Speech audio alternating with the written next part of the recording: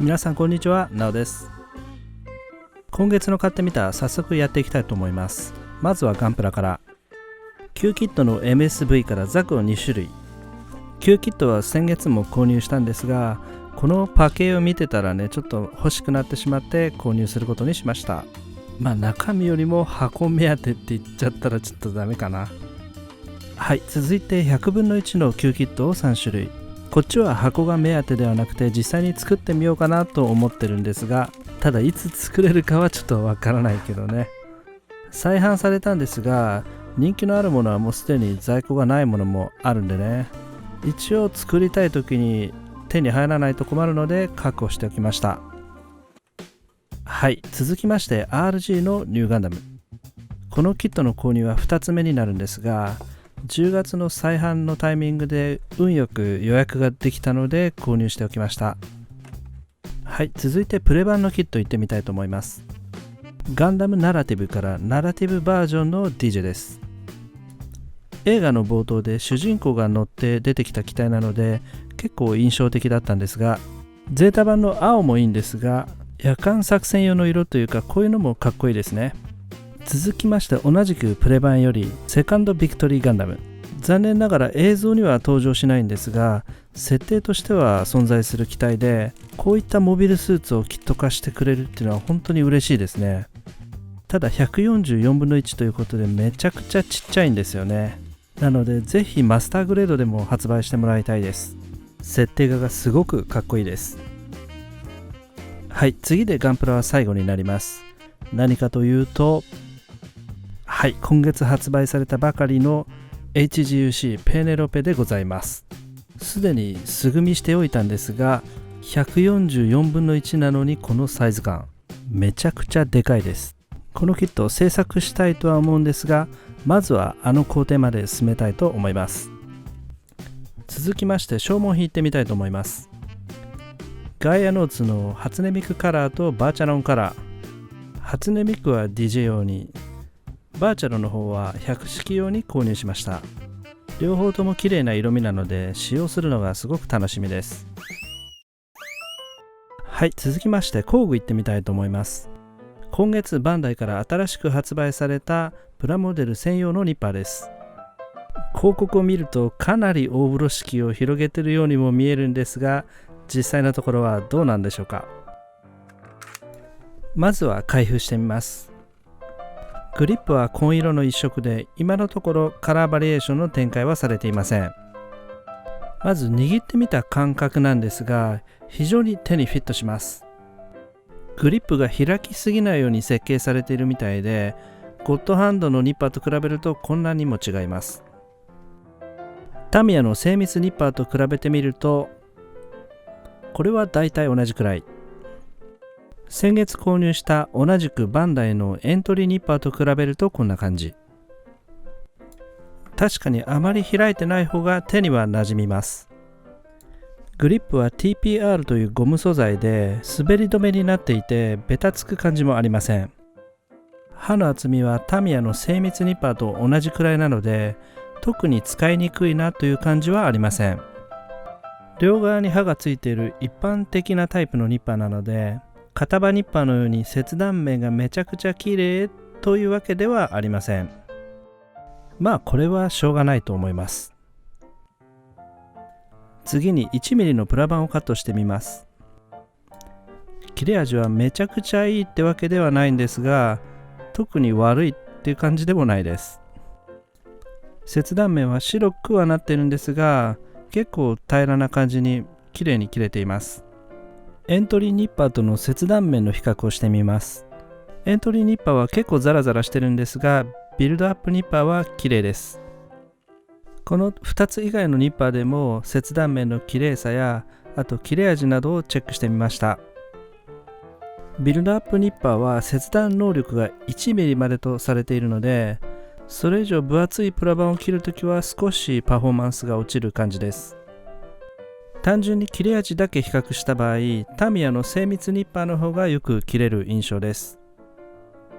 バンダイのエントリーニッパーと比較した場合はビルドアップニッパーの方が切れる印象でした。一番切れ味が良かったのはゴッドハンドでした。はい、というわけで私が持っているニッパーの中でおすすめ順位をつけるとしたらこんな感じになりました。私は別にゴッドハンドの信者でもなければバンダイをディスりたいわけでもないんですが、ちょっと期待が高すぎたのかもしれません。あと広告と違って実物は結構仕上げが荒かったりします。これもちょっと残念でした。はい、気を取り直して次行ってみたいと思います。一つはプレゼント企画用に購入、もう一つは自分用に購入しました。普通のノコと違って狭いところにも入るように先の方が細くなっています。ただパッケージを開けて驚いたのが、なんと刃がちょっと曲がっちゃってるんですよね。このモデルは背金がついていないのでもともと曲がりやすい構造ではあると思うんですが、店からはメール便で送られてきたんですよね。あとパッケージもこんな感じで、特に刃が保護されているというわけではありません。今回レビューをしたかったんですがちょっと残念です。また気を取り直して 0.15mm のハイパーカットソーの方をレビューしていきたいと思います。今回購入したものと同じものを1年くらい前に購入して使ってるんですが、若干の刃こぼれなんかはあるんですが、まだまだよく切れます。映像では 5mm 厚のプラ角棒を切っているところなんですが、あまり力を入れなくてもだいたい10回くらい切ればきれいに切断することができます。このモデルの特徴なんですが、まず刃の厚みが 0.15mm、 刃と刃の間隔のことをピッチというんですが、これが 0.6mm になります。切れ味がいいのはもちろんなんですが、切断面もすごく綺麗です。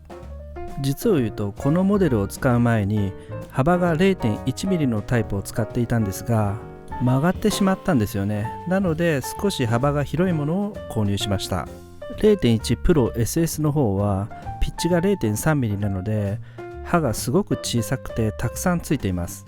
メリットとしては1回引いた時に切断できる量っていうのが少ないので精密な加工に向いていると思います。その代わり 5mm の棒を切ろうとした時でもだいたい30回くらい切らないと完全に切ることはできません。ハイパーカットソーっていろんな種類があるので迷う方もいると思うんですが、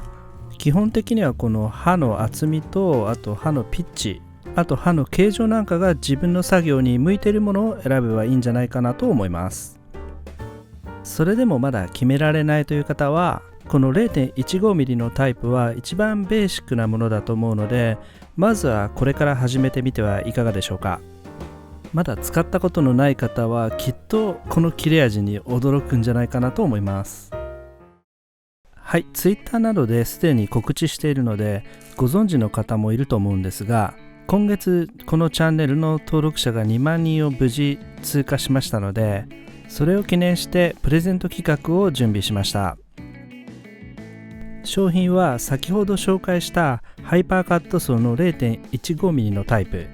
あとこのチャンネルで生まれたネタを元にした T シャツを2着、それぞれを1つずつ合計3名様の方にプレゼントしたいと思います。応募できるのは1人1口までで、過去に当選した方も参加できます。応募ですが現在画面に出ている方法で行いたいと思います。抽選会の大まかな流れは前回のエアブラシの時と同じ感じになると思います。